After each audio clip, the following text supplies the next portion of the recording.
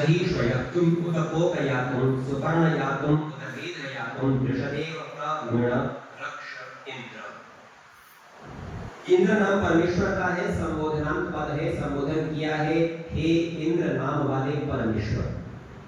इंद्र शब्द के दो प्रकार के अर्थ मैंने आपको बताए थे, एक इति परम ऐश्वर्य, जो परम ऐश्वर्यवान है उसे इंद्र कहते हैं, और दूसरा इन नाम शत्रु का द्रदारयिता, चीर फाड़ करने वाला, जो शत्रुओं को नष्ट कर दे उसे भी इंद्र कहते हैं। तो शत्रुओं को, दुष्ट भावों को नष्ट करके जो परम ऐश्वर्य को प्राप्त कराने वाला है उस इंद्र से निवेदन कर रहे हैं। क्या निवेदन कर रहे हैं? तो कहते हैं उल्लूक यातुम, उल्लू की यात्रा, उल्लू का मार्ग, उल्लू की चाल को हम छोड़ देंगे। कल उल्लू के संबंध में विशेष चर्चा हुई, आज संकेत से बता रहा हूं। उल्लू की विशेषता है वह प्रकाश से द्वेष करता है और अंधकार से प्रेम करता है। प्रकाश नाम वेद में ज्ञान का है, तो जो व्यक्ति ज्ञान और ज्ञानी से द्वेष करता है और अज्ञान में स्वयं रहता और दूसरों को रखना चाहता है, वो उल्लू की चाल वाला है। ऐसी चाल को नष्ट करना चाहिए। दूसरा कहा शुशुलूक यातुम, शुशुलूक कहते हैं छोटे उल्लू को या तो भेड़िए को। भेड़िए की चाल भी इसी प्रकार की है। किस प्रकार की है? हिंसक वृत्ति की है। और एक विशेषता आपको बताता हूं, हिंसा के साथ साथ उसमें क्रोध भरपूर होता है, गुस्से से रहता है सब। ये कोई हमारे जैसा नहीं है, वृत्ति वाला नहीं है। मतलब खाना है तो किसी पशु को मार ले, भेड़ को मार ले, खा ले, समझ में आता है। नहीं भी खाना है तो भी मार सकता है। ये उसमें हिंसा वृत्ति, उसका स्वभाव उसके व्यवहार में डाला गया है। अपने आसपास व्यक्तियों का सहन स्वीकार नहीं कर सकता। तीसरी इसमें चर्चा की है जहि श्वयातुम, कुत्ते की चाल को हम छोड़ दे। नाम कुत्ते का है। कुत्ते की विशेषता कैसी होती है? कुत्ते की पहली विशेषता है जाति द्रोह। अपने साथ वाले कुत्ते से जरूर लड़ेगा, दोनों मिलकर खा रहे, खाते खाते भी लड़ पड़ेंगे। अपने समान जाति वाले को नहीं देख सकता। मनुष्यों में भी इस प्रकार की कभी कभी वार्ता होती है, एक मनुष्य दूसरे को सहन ही नहीं कर पाता, वो कुत्ता बन गया। ये कहते हैं ज्वहि जहि श्वयातुम, कुत्ते की चाल को छोड़ दो। उत कोकयातुम, कोक कहते हैं चकवा पक्षी का नाम सुना होगा, चकवा चकवी। तो कोक पक्षी चकवे का नाम है। उसकी विशेषता पता है क्या है? ये चकवा और चकवी अत्यंत कामी होते हैं, काम वासना में फंसे होते हैं। इसीलिए काम के संबंध में ध्यान देने का जो ग्रंथ रचा गया उसका नाम भी कोक शास्त्र है, कि उनसे बड़ा कामी कोई नहीं, इसीलिए उस कामना की चर्चा ही उस ग्रंथ में की गई। तो इसने पहले कहा था कि उल्लू की चाल को छोड़ दो। शुशुलुक अर्थात उल्लू होता है बड़ा संगठन बना के उजाड़ने वाला, शुशुलुक होता है छोटा संगठन बना के उजाड़ने वाला। छोटा संगठन पता है किसे कहते हैं? गुटबाजी को। एक बड़ा संगठन है, उसके बीच में छोटे छोटे गुट बना लिए।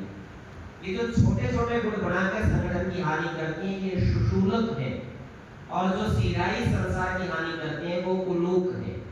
इन दोनों के बाद में तीसरी श्रेणी में क्रोध की चर्चा आई थी, भेड़िए की चर्चा आई थी, चौथी श्रेणी में काम की चर्चा आई थी। पांचवी श्रेणी में कहते हैं सुपर्ण यातुम। सुपर्ण कहते हैं शेर को, बाज पक्षी को। बाज पक्षी की विशेषता होती है, एक तो वो अभिमान में भरा होता है और दूसरा अत्याचार करता है। अर्थात दो बाज आपस में प्राय नहीं लड़ेंगे, परंतु बाज अपने से छोटे चिड़िया, कौवे, कबूतर, उनके ऊपर आक्रमण अवश्य करता है, उनके ऊपर अत्याचार करता है। तो पांचवी प्रवृत्ति हुई अत्याचार की, और छठे प्रकार के पाप की चर्चा करते हैं गीध यातुम। गीध मत बनो, गीध की चाल को छोड़ दो। गीध कैसा होता है? एक शोषण करने वाला और दूसरा धन लोलुप।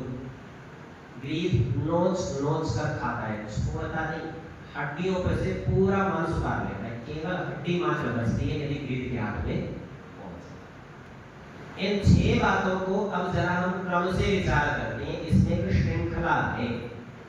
जो व्यक्ति लालची होता है वह अवश्य अभिमानी, अहंकारी और अत्याचारी भी होगा। लालच और कैसे सिद्ध होगा? दूसरों से छीन छीन के सिद्ध होगा, इसलिए अत्याचार करना और उसको प्राप्त कर लेता है तो उसमें अहंकार भरपूर होगा, और यदि किसी कारण से किसी ने उसके अहंकार को ठेस पहुंचा दी तो जोरदार क्रोध आएगा। परंतु ये ध्यान रखिए, ये ठेस पहुंची है किस बात की? मेरी इच्छा की पूर्ति नहीं हुई, इसीलिए क्रम समझिए। जो लोभी और लालची होता है वो अहंकारी होता है, जो अहंकारी होता है वो कामी अवश्य होता है, और कामनाओं के बाधित होने से क्रोध उत्पन्न होता है। जब क्रोध उत्पन्न होता है तो सर्वनाश करना चाहता है, परंतु करे कैसे? सामने वाले जाता है, इसीलिए पहले छोटे छोटे गुट बनाएगा, शुशुलुक बनेगा, और जब उसके छोटे छोटे गुटों से उसको सफलता मिलती है तो पूरे समाज का नाश कर देता है। उसी व्यक्ति की संज्ञा उल्लूक हो जाती है, बड़ी हानि को वह कर देता है। वेद में कहा गया इंद्र परमेश्वर से, हे इंद्र, इन सबको धृषता इव प्रमृण और रक्ष। हे ईश्वर, हमारी रक्षा करना। कैसे करना? धृषता इव प्रमृण। प्रमृण कहते हैं प्रकृष्टता के साथ पीसने को। मृण कहते हैं पीसना, चूरा बना देना, मिट्टी जैसे दूर दूर कर देना, कण कण बिखेर देते हैं ऐसे। बोले बिखेर दे इन लोगों को। कैसे बिखेर दे? बोले धृषता इव, जैसे सिल के ऊपर रखी हुई वस्तु को बट्टा पीस के चूरा बना देता है, चटनी बना देता है, वैसे तो इन सब 6 पापियों को, अथवा ये पाप वृत्ति का क्रम है, इस क्रम को हमारे भीतर से छुड़ा दे, पीस कर नष्ट कर दे, अच्छी प्रकार बिखेर कर इनका अस्तित्व ही समाप्त कर दे। आप समझिए, एक के पीछे एक श्रृंखला से उत्पन्न होने वाली ये पाप की भावनाएं, एक के छोड़ने से श्रृंखला टूट भी तो जाएगी। सबसे पहले वाले को यदि व्यक्ति लालच को, धन लोलुपता को छोड़ देता है तो समझ लीजिए अपने बाकी सारे पापों को भी सहजता से छोड़ सकता है। अच्छा, लालची व्यक्ति को प्राप्त करता है, जो लालच को छोड़ देगा तो वो क्या करेगा? वो प्राप्त नहीं, वो त्याग करेगा। जो व्यक्ति त्याग करता है केवल उसी से लालच छूट सकता है। लालच के छूटने से अत्याचार, अभिमान, काम वासना, फिर क्रोध, फिर हिंसक प्रवृत्ति होना, नाश करने की प्रवृत्ति होना, क्रोधी होना, और उल्लू या उल्लू बने की भावना को, चापलूसी की भावना को, जाति द्रोह की भावना को व्यक्ति छोड़ देता है। लोक में कुत्ते के लिए ऐसा कहते हैं, बोले फेथफुल एनिमल है, फेथफुल नहीं होता, वफादार नहीं होता, चापलूस ही होता है। इसका परीक्षण कभी करके देखना हो तो घर में कुत्ता पाल लेना, और उसके बाद घर में चोरी हो जाएगी। जिस दिन चोरी होगी उस दिन आपको पता भी नहीं चलेगा, क्यों साहब कुत्ता इसलिए पाला था, चोरी नहीं होने देगा। वो चोर कुत्ते को ही हड्डी डालेगा और कुत्ता चोर के साथ एक दो मिलाएगा और चोर आराम से चोरी करके चला जाएगा। इससे समझिए वफादार नहीं है, चापलूस है।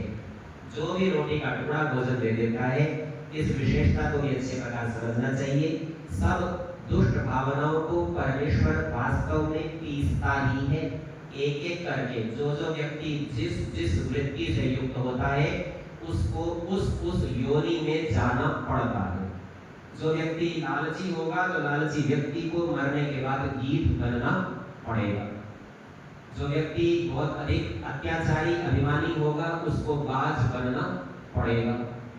जो व्यक्ति अधिक कामी होगा उसे चकवा चकवी बनना पड़ेगा। जो चापलूस और जाति द्रोह करने वाला होगा उसे कुत्ता बनना पड़ेगा। जो अत्यंत क्रोधी होगा उसे भेड़िया बनना पड़ेगा। और जो मूर्खता से युक्त होगा, अंधकार से प्रेम करने वाला होगा, प्रकाश से दूर रहने वाला, सब कुछ उजाड़ने वाला होगा, उसे उल्लू भी बनना पड़ेगा। यहाँ कहा है प्रवृण इंद्र रक्ष। अच्छी प्रकार से इनको पीस कर समाप्त कर दे, हमसे इनको छुड़ा दे, हमारी रक्षा कर। हम इन योनियों में नहीं जाना चाहते, मनुष्य से देव और देव से मुक्त बनना चाहते हैं। आइए इस भावना से हमारे